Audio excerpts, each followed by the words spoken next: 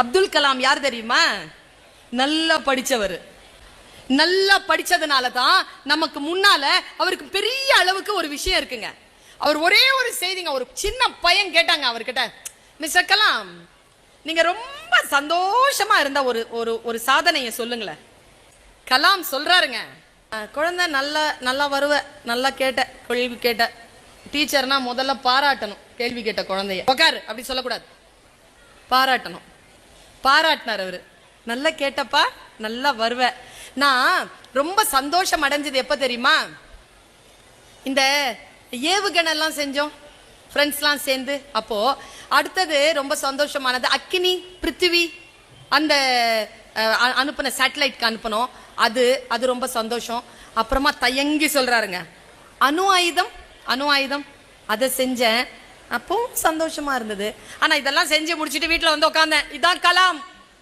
இதற்காகத்தான் நாம் எல்லோரும் கலாமை போற்றுகிறோம். பிருத்திவியையும் அக்னியையும் அனுப்பினார் என்பதற்காக அல்ல, அவர் விஞ்ஞானியாக இருந்தார் என்பதற்காக சமூகம் அவரை கொண்டாடல.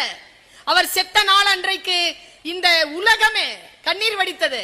அன்றாடம் வியாபாரம் செய்யக்கூடிய, வாழைப்பழம் வியாபாரம் செய்யக்கூடிய தொழிலாளி கூட தன்னுடைய கடையை மூடி வைத்துக் கொண்டு அன்றைக்கு வியாபாரம் செய்யாமல் துக்கம் அனுஷ்டித்தான். யாரும் அவங்களுக்கு சொல்லல துக்கம் அனுஷ்டின்னு. காரணம் சொல்றேன் பாருங்க. நான் உட்கார்ந்து இருந்தேன், என் ஃப்ரெண்டு என்னை பார்க்க வந்தான். சொன்னான், கலாம் வா ஒரு இடத்துக்கு போலாம் அப்படின்னா. நான் போனேன், ஒரு ஆஸ்பத்திரி கூட்டு போனா. அங்க போலியோவால அட்டாக் ஆகி இளம்பிள்ளை வாதத்தால கால் நடக்க முடியாத குழந்தைகள் கஷ்டப்பட்டு இருந்தாங்க. அவன் பார்த்து சொன்னான், கலாம் இவங்களுக்கு 2 கஷ்டம்னு சொன்னான். நான் சொன்னேன், என்ன 2 கஷ்டம்னு கேட்டேன். ஒன்னு உங்களுக்கு கால் வராது, இன்னொன்னு அந்த காலில் அந்த மெஷின் மாட்டிக்கிட்டு நடப்பாங்க. அந்த மெஷின் 3.5 கிலோ. நம்ம செருப்பே வந்து ஒரு 1/2 கிலோன்னா கூட நம்மளால நடக்க முடியாது. அந்த குழந்தைகளுக்கு காலே வராது, 3.5 கிலோ எடுத்துட்டு நடக்கணும். இதுக்கு ஏதாவது பண்ணு அப்படின்னா நான் வீட்டுல வந்து உட்காந்து யோசிச்சேன். ஏவுகணையை அனுப்பும் போது ஒரு மெட்டல் ஒண்ணு பண்ணணும். அந்த மெட்டல் வந்து ரொம்ப லைட் மெட்டலா இருந்தா தான் வேகமா ரொம்ப தூரத்துக்கு போகும்.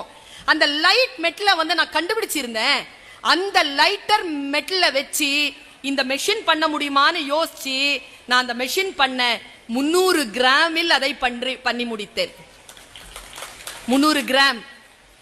அந்த 3.5 கிலோ எடையுள்ள அந்த மெஷினை எடுத்துட்டு அந்த 300 கிராம் எடையுள்ள அந்த மெஷினை பொறுத்துனா அந்த குழந்தைகள் ஆடின, பாடின, சைக்கிள் ஓட்டின, ஓடின. அதை பார்க்கின்ற பொழுது எனக்கு ஒரு ஆனந்தம் வந்தது. அணு ஆயுதம் தயாரித்தது அழிவிற்காக, பிருத்திவி அக்கினி என்று அனுப்பியது எல்லாம் ஒரு அழிவுக்காகத்தான். ஆனால் இது ஆக்கப்பூர்வத்திற்காக நான் என் புத்தியை பயன்படுத்தினேன். அப்பொழுது எனக்குள் ஒரு ஆனந்தம் வந்தது. அதுதான் நான் சந்தோஷித்த கணம் என்று சொன்னார்.